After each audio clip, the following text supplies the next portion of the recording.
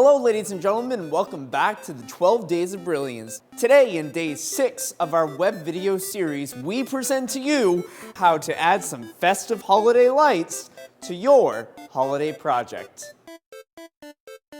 One of our favorite ways to add some festive characteristics to our decorations around our set is to use Adafruit's Neopixels. They come in an arrangement of different sizes and lengths, but what we like to use on these decorations are their strips, and they come in different densities as well. You can get them in 30 Neopixels per meter, 60, and even up to 144.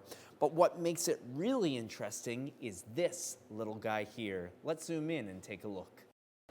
This is Adafruit's Circuit Playground, their latest addition in a whole line of wearable and embedded Arduino-based microcontrollers, but this one in particular is designed to have students be introduced into this proverbial sandbox of responsive project design. This project, as you can tell, is a sound-reactive holiday tree, and it capitalizes on the Circuit Playground's embedded microphone, or sound sensor, to pick up on noise levels in an environment and express those with random equalizer patterns on a string of Neopixels. The small form factor of the Circuit Playground is the perfect microcontroller to add just the right amount of interactivity to a student's project. In addition to the sound sensor, the Circuit Playground also has a temperature sensor, a light sensor, an accelerometer, and even the ability for students to design capacitive touch using their oversized brass connection ports. All we need for this responsive art installation to start accepting responses is the perfect code. And let's take a look at how to design that now.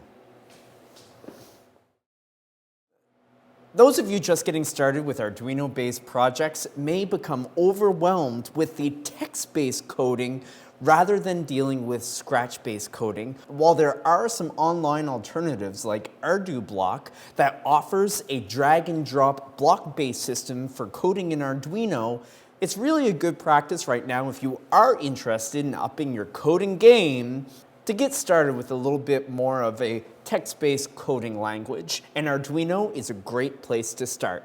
This project, as I mentioned, was put together by our friends over at Adafruit.com. If you want to check out their learning database full of Arduino-based projects just like this one, go to the following website, learn.adafruit.com. They have hundreds of tutorials that are bound to get you learning Arduino in no time. So let's take a look. You can follow along with the screen here. And the tutorials that I found are this VU meter baseball hat and the LED amplify. I'm going to go on to the VU meter baseball hat and scroll down and find the code. I encourage you to read a little bit more in detail about how to get started with Arduino, because there is a learning curve that may hold you back from plugging and playing. So to create this hat, I can scroll down until I find the codes, and scrolling and scrolling and scrolling. I'm not making a hat, but aha, here's the code, and I can copy that code. And over on the left-hand side of my screen, I have the Arduino Independent Development Environment, and I am going to erase what is there, and we are going to paste the code that we just copied from Adafruit.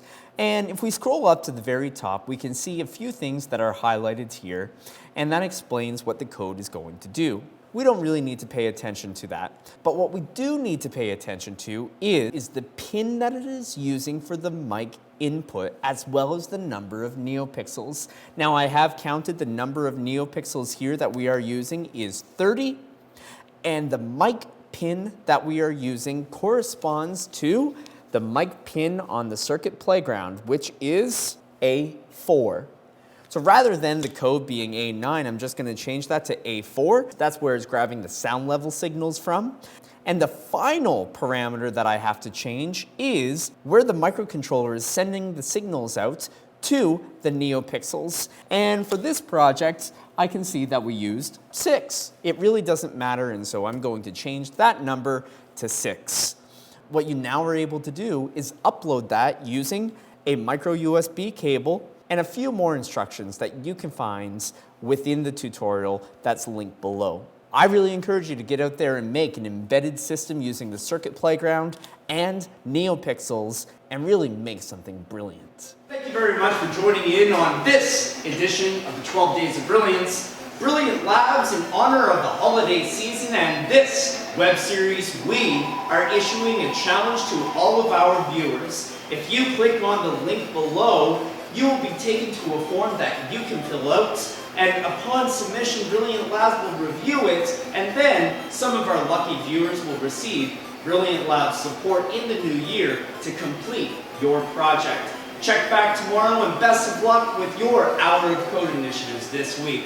Thank you for tuning in to the 12 Days of Brilliance.